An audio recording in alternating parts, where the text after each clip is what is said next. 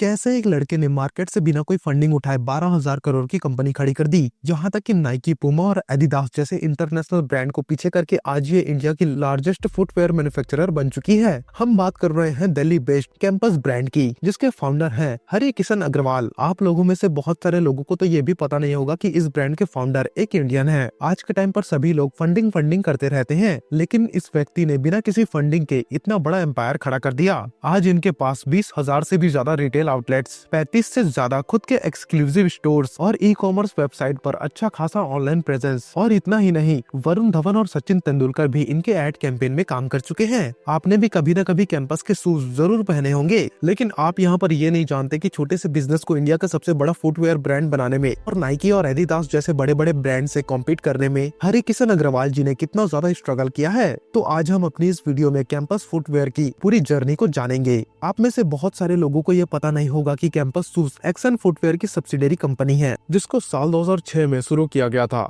जिसके पीछे के असली हीरो हरि किशन अग्रवाल जी हैं। ये एक लोकल मिडिल क्लास फैमिली से बिलोंग करते थे और 1950 के दौरान ऐसे लोग उस समय पर फाइनेंशियली तंगी से गुजर रहे थे। उन्होंने बचपन से ही अपने माँ बाप को हार्ड वर्क करते हुए देखा था। वो कहते हैं ना, हमारे माता पिता ही हमारे सबसे पहले अध्यापक होते हैं। जहाँ पर उन्होंने अपने माता पिता से ये सीखा कि जिंदगी में सक्सेस पाने के लिए हार्ड वर्क के साथ साथ परसिवरेंस भी उतना ही ज्यादा जरूरी होता है। और इसी वजह से उन्होंने आने वाले बड़े बड़े चैलेंजेस को पार करके दिखा दिया। जिन सभी परेशानियों के बारे में यानी कि सक्सेस के बारे में आगे आप हमारी इस वीडियो में देखने वाले हो। खैर, गरीबी होते हुए भी उनको पढ़ाई में बहुत ही ज्यादा इंटरेस्ट था। हालांकि उनके पेरेंट्स अपनी गरीबी को देखते हुए उनको स्कूल सिर्फ और सिर्फ एक ही शर्त पर जाने देते थे कि वो स्कूल से आकर मार्केट में काम करेंगे और थोड़े बहुत पैसे कमाकर घर लाएंगे। अपने स्कूल से आने के बाद वो काफी सारे लोकल मार्केट के शॉपकीपर्स के साथ काम किया करते थे, जिसकी वजह से उनको ट्रेड और कॉमर्स की बेसिक बातों को सीखने मिला और यहीं से उनके अंदर बिजनेस करने का कीड़ा घुस चुका था। और इसी वजह से महज 18 साल की उम्र से ही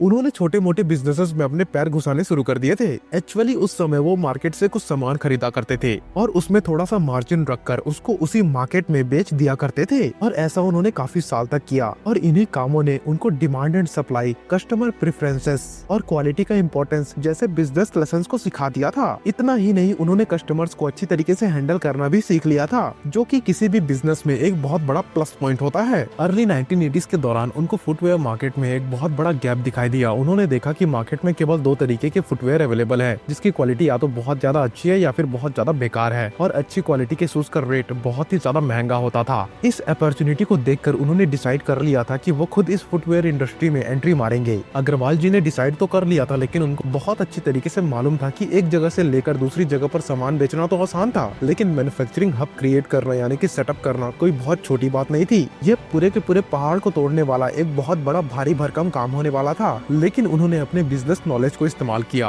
और साल 1983 में दिल्ली के अंदर एक एक्शन फुटवेयर ब्रांड की शुरुआत करी। किसी भी बिजनेस में पैसों की तो जरूरत होती ही है, और अगर मैन्युफैक्चरिंग से रिलेटेड कोई काम होता है तो उसमें बहुत ज्यादा पैसा लगा करते हैं। लेकिन अगर देखा जाए तो एक्चुअल में उनके पास कोई पैसे ही नहीं थे। इसीलिए उन्होंने अपने दोस्तों और फैमिली मेंबर्स से कुछ पैसे उधार लिए और उसमें अपनी सेविंग्स मिलाकर जैसे तैसे करके पैसों का इंतजाम कर लिया। लेकिन तभी उनको एक बहुत बड़ी शॉकिंग बात पता चलती है। अर्ली 1980s के दौरान छोटी कंपनीज के पास एडवांस टेक्नोलॉजीज नहीं हुआ करती थी और इसी वजह से उनको बेसिक मशीनरी से ही काम चलाना पड़ता था। और बेसिक मशीनरी में दिक्कत ये थी कि उसमें सारे के सारे काम मैनुअली हुआ करते थे, जो कि काफी ज्यादा टाइम कंज्यूमिंग था। और कम बजट होने की वजह से वे लोकल लेबर से ही काम कराया करते थे, जो कि हाई स्किल्ड नहीं हुआ करते थे। अब जैसे तैसे करके उन्होंने प्रोडक्शन सेटअप रेडी तो कर लिया था, लेकिन उनके सामने भारत जैसा बहुत बड़ा देश था, जहां पर प्रोडक्ट को डिस्ट्रीब्यूट करना कोई छोटी मोटी बात नहीं थी। इन सभी मुश्किलों के बावजूद उन्होंने अपने बचपन में जो कम्युनिकेशन स्किल सीखी थी, उसके जरिए होलसेलर, रिटेलर और लॉजिस्टिक पार्टनर्स से बात करके उनको अपना प्रोडक्ट बेचने के लिए मना लिया। हरि कृष्ण अग्रवाल ने पैसे कमाने के लिए क्या क्या नहीं किया, क्योंकि उस टाइम के लोगों के पास आजकल जैसे कोई भी अपॉर्चुनिटी नहीं हुआ करती थी। लेकिन इतने सारे परेशानियों के बावजूद उन्होंने इतना बड़ा अंपायर खड़ा किया। यहाँ पर उनका प्रोडक्ट मार्केट में आ चुका था, लेकिन पहले से ही मार्केट में मौजूद फेमस ब्रांड से फाइट करना उनके लिए इतना आसान नहीं था। अब उनके सामने एक ही ऑप्शन बचा था कि वो कंज्यूमर को क्वालिटी प्रोडक्ट अफोर्डेबल रेट पर ऑफर करे, और उन्होंने ठीक ऐसा ही किया। अब उन्हें यहाँ पर जरूरत थी एडवर्टाइजमेंट की, इसीलिए अब उन्होंने लोकल ट्रेड फेयर्स में अपना प्रोडक्ट डिस्प्ले करना स्टार्ट कर दिया। साथ ही साथ सस्ते एडवर्टाइजमेंट चैनल जैसे कि रेडियो और न्यूज़पेपर का भी इस्तेमाल किया। इसके लिए उन्होंने अपने बिजनेस में 5 पीस फार्मूला का यूज किया था। उन्होंने अपने प्रोडक्ट्स को बनाने से लेकर प्रोडक्ट प्लेसमेंट यानी कि डिस्ट्रीब्यूशन चैनल तक और फिर प्लेसमेंट मैनेजमेंट से लेकर प्रमोशन तक सारी की सारी चीजों पर काम करना शुरू कर दिया। लेकिन इतनी कड़ी मेहनत करने के बावजूद भी उनका ये बिजनेस फेल होता हुआ दिखाई दे रहा था। बल्कि लोगों ने तो उनके शूज को नेगेटिव फीडबैक दिए थे। कस्टमर्स का ये कहना था कि एक्शन शूज सस्ते तो हैं लेकिन क्वालिटी में काफी घटिया थे, और यहाँ तक कि उनके शूज मुश्किल से 2 महीने भी टिक नहीं पाते थे। लेकिन हरि कृष्ण जी ने कभी भी हार नहीं मानी। शूज बेचकर उन्होंने जो भी पैसे कमाए थे उन सारे पैसों को अपनी उसी बिजनेस में लगा दिया और अपनी कमजोरी को इम्प्रूव करने पर फोकस किया। जैसे कि सबसे पहले उन्होंने मशीनरी को अपग्रेड किया, गुड क्वालिटी रॉ मटेरियल्स खरीदे, स्किल्ड लेबर्स को काम पर रखना चालू किया और अपने डिस्ट्रीब्यूटर को अच्छा खासा कमीशन देना शुरू कर दिया। और इतना ही नहीं, उन्होंने बड़ों के साथ बच्चों का फुटवेयर लाइक स्कूल शूज भी बनाने चालू कर दिए। एक्शन की स्कूल शूज वाली मार्केटिंग आज भी मैक्सिमम लोगों को याद होगी। इस कैंपेन के बाद एक्शन शूज हर पेरेंट्स के मन में बस चुका था, यानी कि उनके लिए एक्शन एक गो टू ब्रांड बन चुका था और मैक्सिमम लोग अपने बच्चों को एक्शन का ही शूज दिलवाया करते थे। यहाँ तक कि कई सारे स्कूलों में एक्शन शूज ड्रेस का पार्ट बन चुका था। लेकिन हरि कृष्ण जी यहीं पर नहीं रुकने वाले थे। अब उन्होंने अपने सारे के सारे प्रोडक्ट को डाइवर्सिफाई करना शुरू कर दिया था। बेसिक एंड स्कूल शूज बनाने के साथ ही उन्होंने सैंडल्स, स्पोर्ट्स, कैजुअल एंड और फॉर्मल शूज भी बनाने शुरू कर दिए। अपने दूसरे शूज के मार्केटिंग के लिए इस पर्टिकुलर कंपनी ने काफी सारे इमोशनल एड कैंपेन चलाए, जिसमें वह ज्यादातर अपने प्रोडक्ट को ड्यूरेबल और कंफर्टेबल बताया करते थे, यानी कि अपने प्रोडक्ट की ड्यूरेबिलिटी और कंफर्ट पर फोकस किया करते थे उन कैंपेन्स में। यहाँ तक कि उन्होंने सचिन तेंदुलकर को अपना ब्रांड एम्बेसडर बना दिया था, जिसकी वजह से उनकी पॉपुलैरिटी और भी ज्यादा बढ़ने लगी थी। और धीरे धीरे उन्होंने अफोर्डेबल रेट्स पर हाई क्वालिटी ऑफर करने वाली बहुत बड़ी कंपनी बनकर सामने आ गई। आगे चलकर एक्शन ब्रांड अब इंडियन फुटवेयर मार्केट के बड़े बड़े प्लेयर्स में गिने जाने लगे थे। लेकिन उसी दौरान साल 1991 में इंडियन गवर्नमेंट ने ग्लोबलाइजेशन का सहारा लिया, जिसकी वजह से नाइकी, पूमा और एडिडास जैसे बड़े बड़े इंटरनेशनल फुटवेयर ब्रांड इंडिया में एंटर कर चुके थे। और इंडिया के फुटवेयर मार्केट में एंटर करते ही उन्होंने सारे के सारे छोटे छोटे फुटवेयर ब्रांड्स को मार्केट से आउट कर दिया। लेकिन एक्शन ब्रांड शेर की तरह घात लगाकर बैठा हुआ था। दरअसल नाइकी और एडिडास जैसी बड़ी बड़ी कंपनीज ने 3 मेजर स्ट्रेटेजीज को यूज किया, जो था ब्रांड बिल्डिंग, प्रोडक्ट इनोवेशन और सबसे बड़ा trick marketing. Brand building strategy में एडिडास ने कस्टमर्स को अट्रैक्ट करने के लिए अपने बहुत अच्छे अच्छे लोगोस और स्लोगन्स का यूज किया था। जैसे कि नाइकी का स्मूथ लोगो और जस्ट डू इट स्लोगन ये दिखाता था कि ये ब्रांड उनके लिए है जो पर्सनल डेवलपमेंट और एथलेटिक अचीवमेंट को अचीव करना चाहते हैं। वहीं पर एडिडास का 3 स्ट्रिप वाला लोगो ये बताता था कि ये ब्रांड उन लोगों के लिए है जो क्वालिटी के साथ परफॉर्मेंस चाह करते हैं। यहाँ तक कि नाइकी ने बास्केटबॉल के गॉड कहे जाने वाले माइकल जॉर्डन को और एडिडास ने elite football player David Beckham को अपना ब्रांड एम्बेसडर बना लिया था। लेकिन एक्शन कंपनी के पास नाइकी और एडिडास जैसी कोई बड़ी पहचान नहीं थी और इंटरनेशनल ब्रांड के इसी कैंपेन की वजह से काफी सारे इंडियंस इन्फ्लुएंस हो चुके थे और देसी ब्रांड्स को छोड़कर वो फॉरेन ब्रांड्स की तरफ शिफ्ट हो रहे थे। अपनी दूसरी स्ट्रेटेजी यानी कि प्रोडक्ट इनोवेशन से इन बड़ी बड़ी कंपनीज ने एक्शन कंपनी को घुटनों पर लाकर रख दिया था। दरअसल नाइकी ने यहाँ पर अपने R&D पर काफी सारे पैसे खर्च किए थे और फिर एयर मैक्स और एयर जॉ लाइन वाले बहुत सारे इनोवेटिव शूज बनाए जो कि सुपर कंफर्टेबल और हाई परफॉर्मिंग थे। वहीं तीसरी बड़ी स्ट्रेटेजी यानी कि मार्केटिंग की वजह से इन्होंने एक्शन की कमर तोड़ दी थी। दरअसल बात ये थी कि नाइकी ने अपने एड कैंपेन में इंस्पायरिंग और मोटिवेशनल थीम पर काम किया था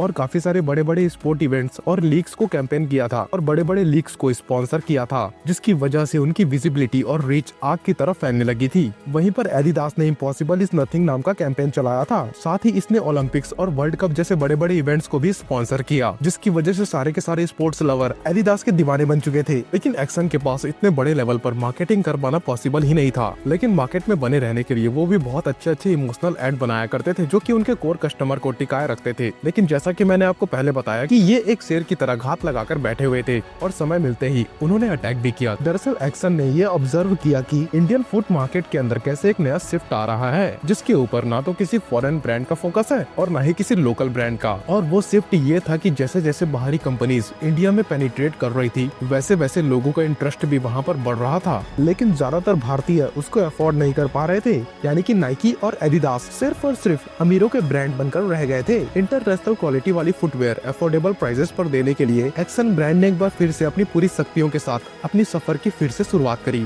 एक्शन ने साल 2007 में इंटरनेशनल ब्रांड की फील देने वाले कैंपस शूज की शुरुआत की, क्योंकि हम लोग बाहरी कंपनीज को ज्यादा इंपॉर्टेंस दे रहे थे। साथ ही इन्होंने अपनी प्रोडक्शन फैसिलिटीज को मॉडर्नाइज किया और नए फुटवेयर सेगमेंट में एंट्री मारी, जो था स्पोर्ट्स और फिटनेस। यहाँ तक कि जिन शूज को नाइकी और एडिडास जैसे बड़े बड़े ब्रांड 2500 से 3000 तक बेच रहे थे, वही सिमिलर क्वालिटी का शूज कैंपस ने 1000 से 700 रुपए के बीच बेचना चालू कर दिया और लोग भी इनके शूज को बहुत ही ज्यादा पसंद कर रहे थे। ये सब इसलिए पॉसिबल हो पा रहा था क्योंकि उनके पास 22 सालों का बहुत ही दृढ़ एक्सपीरियंस था और उनके पास बहुत ही ज्यादा मजबूत डिस्ट्रीब्यूशन नेटवर्क भी था। उनका कस्टमर बेस यहाँ पर बढ़ तो रहा था, लेकिन अभी भी यह ब्रांड यंगस्टर्स के बीच उतना ज्यादा पॉपुलर नहीं था। इसीलिए कैंपस ने 2015 में राइजिंग स्टार वरुण धवन को अपना ब्रांड एम्बेसडर बना लिया था, जैसा कि किसी जमाने में उन्होंने सचिन तेंदुलकर जी को बनाया हुआ था। और इसके तुरंत बाद ये यूथ्स के बीच काफी ज्यादा पॉपुलर होने लगे थे। जैसा कि हम सभी जानते हैं कि 2016 में जियो सिम के लॉन्च होने से इंडिया के अंदर फ्री इंटरनेट की लहर आ चुकी थी और धीरे धीरे सारी की सारी इंडस्ट्रीज